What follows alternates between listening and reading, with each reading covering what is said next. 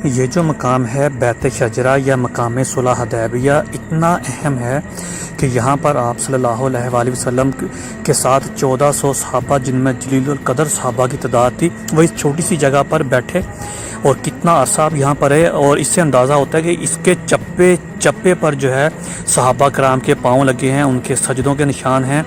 और ये मुक़द्दस और तारीख़ी जगह उसी हालत में अभी भी मौजूद है। यहाँ पर वो दरख्त था जिसका कुरान मजीद में ज़िक्र है, जिसको सूरत फ़तह में सुलह हुदैबिया को फ़तह मुबीन कहा गया। और फिर इसी मकाम पर जो आप 70 ऊँट कुर्बानी के लिए लेकर आए थे, कुर्बानी की निशानत लगाकर,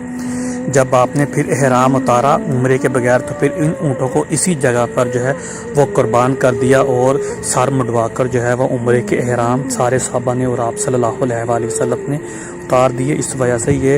तारीख़ी लिहाज से बहुत अहम और बहुत कदीम जगह है।